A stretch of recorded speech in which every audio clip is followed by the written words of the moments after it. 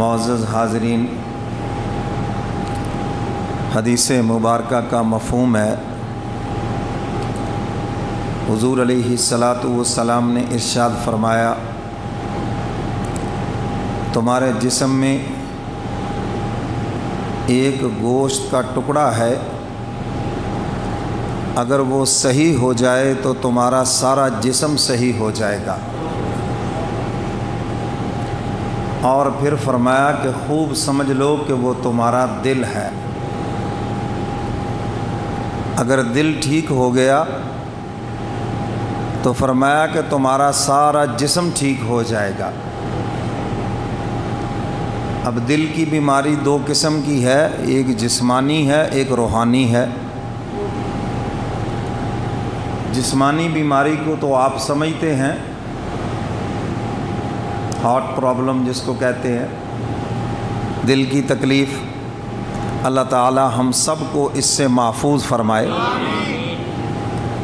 اور آپ سمجھتے ہیں کہ جس کو دل کی تکلیف ہو جائے وہ بندہ نکارہ ہو جاتا ہے، بائی پاس ہو جائے، چند قدم وہ بیچارہ چل نہیں سکتا۔ تو میرے محترم سامعین، یہ تو دل کی جسمانی تکلیف ہے جس کو آپ سمجھتے ہیں، اور ایک دل کی روحانی بیماری بھی ہے جس کی طرف ہمارا دھیان ہی نہیں ہے، اور اللہ کے محبوب اس کی طرف اشارہ فرما رہے ہیں، اگر تمہارا روحانی طور پر دل ٹھیک ہو گیا تو تمہارے جسم سے ہونے والے تمام اعمال ٹھیک ہو جائیں گے، اور اگر دل ٹھیک نہ ہوا تو تمہارے اعمال کے اندر کوئی طاقت، کوئی نور نہیں رہے گا۔ مدینہ کے منافقوں کا دل ہی تو خراب تھا، ظاہری طور پر کلمہ بھی انہوں نے پڑھا ہے، حضور کے پیچھے نمازیں بھی پڑھتے تھے، جہاد میں بھی جاتے تھے، صدقہ خیرات بھی کرتے تھے، مگر پھر کیا بات ہوئی کہ اللہ نے نہ ان کا ایمان قبول کیا، نہ ان کے اعمال کو قبول کیا، اس لیے کہ وہ دل کے کھوٹے تھے۔ اور اس بات کو آپ بھی بہت بخوبی سمجھتے ہیں، بندہ بہت اچھا ہے پر ٹھڈوں پیڑا ہے، سمجھتے ہیں کہ نہیں؟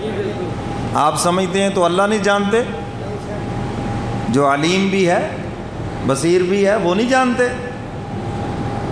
میرے محترم سامعین، یہ جو اندر کا کھوٹ ہے یہی تو نکالنا ہے، اور بہت سے لوگ اس غلط فہمی میں ہے کہ بس منافق صرف مدینے میں تھے۔ تو میرے محترم سامعین، یہ جو روحانی بیماری ہے، لوگ سمجھتے ہیں جادو ٹونا یہ روحانی بیماریاں، اور نہیں بابا، روحانی بیماری تکبر ہے، حسد ہے، بغض ہے، اناد ہے، مسلمانوں کی نفرت ہے، لالچ ہے، غصہ ہے، یہ روحانی بیماریاں ہیں۔ لوگ کہہ دیتے بڑے آرام سے، جی وہ جسمانی علاج تو ہو ہی رہا ہے، دوا دارو چل رہا ہے، تو روحانی علاج بھی ہو جائے، جی آپ دم کر دیں، تعویذ دے دیں۔ میں نے کہا بھئی یہ تعویذ تو کوئی روحانی علاج نہیں ہے، نہ ہی کوئی یہ دین کا کام ہے، اور یہ تو خالص دنیا کا کام ہے۔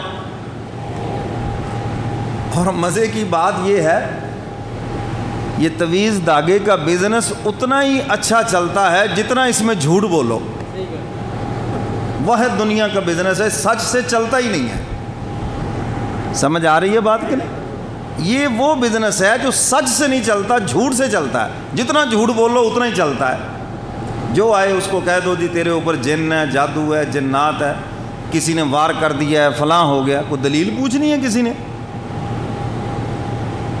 تو یہ ایک ایسا بزنس ہے جو چلتا ہی جھوٹ کے اوپر ہے۔ اگر کوئی کہے کہ میں اس کو سچ سے چلا لوں، یہ چل ہی نہیں سکتا، ختم ہو جائے گا اسی دن۔ تو میرے محترم سامعین، یہ کوئی نہ دین کا کام ہے۔ بہت سے لوگ آئیں گے، او جی وہ فلاں صاحب تعویذ کے اتنے پیسے لیتے ہیں۔ میں نے کہا بہت اچھا کرتے ہیں، مجھ سے مشورہ لے تو میں کہوں کہ فیس اور ڈبل کر دیں۔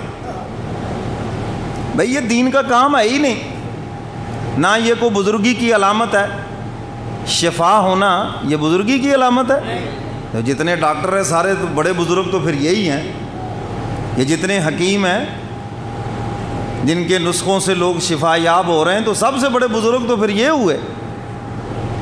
میرے محترم سامعین، بزرگی کی علامت اللہ اس کے رسول کا فرما بردار ہونا ہے۔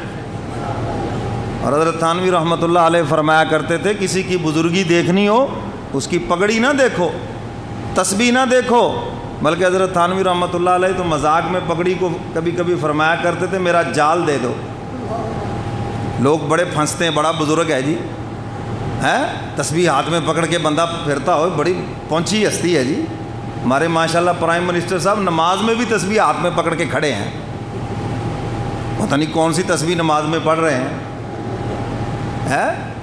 تو بعضوں نے بزنس کے اندر باتیں کر رہے ہیں، گالیاں دے رہے، ہاتھ میں تسبیح ہے۔ تو میں ایسے کو کہتا ہوں اوپر سے تسبیح اور اندر سے میاں کسبی۔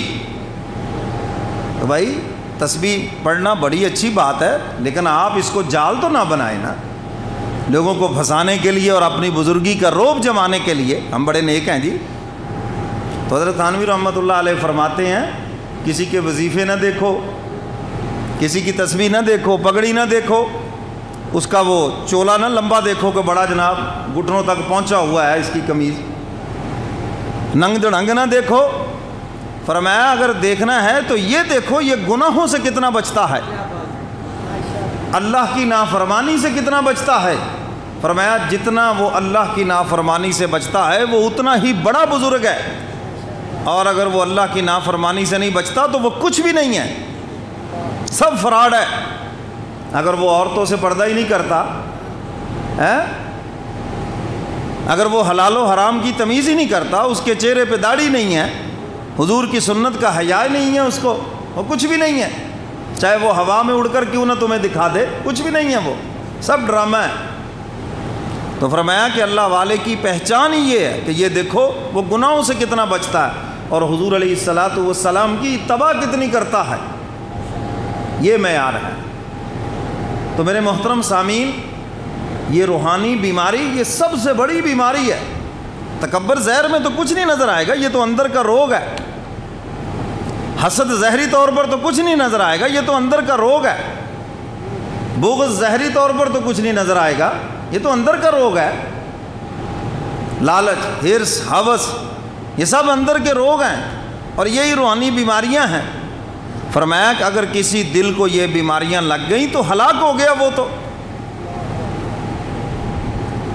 مدینے کے منافقوں کو یہی تو بیماریاں تھیں۔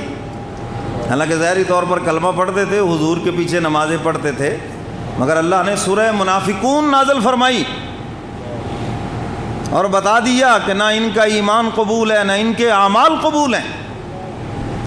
اور حضرات صحابہ کرام سب سے زیادہ منافقت سے ڈرتے تھے، سب سے زیادہ۔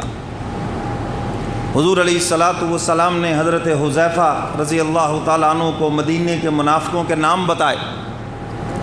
سیدنا فاروق اعظم امیر المومنین ہے، رات کی تاریکی میں تشریف لائے، دروازہ کھٹکھٹایا، حضرت حذیفہ باہر نکلے۔ امیر المومنین آپ، مجھے حکم دیا ہوتا میں حاضر ہو جاتا، آپ تشریف لے آئے۔ اور میں حذیفہ ایک بات سنو، تم حضور علیہ الصلاۃ والسلام کے رازدان صحابی ہو، حضور نے تمہیں مدینہ میں رہنے والے منافقوں کے نام بتائے ہیں، میں یہ نہیں پوچھتا کہ وہ کون کون ہیں، حالانکہ حق رکھتے تھے، امیر المومنین ہیں، اور میں جس چیز کو حضور نے راز رکھا ہے وہ راز ہی رہے گی، میں یہ نہیں پوچھتا وہ کون کون ہے، بس اتنا بتا دو کہ ان ناموں میں کہیں عمر کا نام تو نہیں ہے۔ انہوں نے کہا امیر المومن ہوا سراج اہل الجنہ، آپ تو جنت کے چراغ، کیسی بات کر رہے ہیں، آپ کا تو محل بھی حضور نے معراج والی رات دیکھا ہے، تو آپ یہ، اور میں نے یہ باتیں نہیں پوچھی، ٹو دی پوائنٹ، بس مجھے ہاں نا میں جواب دو، یس نو میں جواب دو، میرا نام تو نہیں ہے۔ انہوں نے عرض کیا امیر المومنین آپ کا نام نہیں ہے، الحمدللہ پڑھا اور چل دیے۔ سمجھ آ رہی ہے بات؟ حضرات صحابہ کرام سب سے زیادہ اس چیز سے ڈرتے تھے، اور آج ایک ہم ہے، اللہ ہی حافظ ہے ہمارا۔ اقبال کہتا ہے خرد نے کہہ بھی دیا لا الہ تو کیا حاصل، دل و نگاہ مسلمان نہیں تو کچھ بھی نہیں۔ اقبال کی زبان میں سمجھ لو، وضع میں نصارہ تمدن میں ہنود، یہ مسلمان ہیں جنہیں دیکھ کے شرمائیں یہود۔ یہودی بھی شرما گئے کہ ہمارے قوم میں جتنی برائیاں تھیں سب تم لے کے بیٹھ گئے۔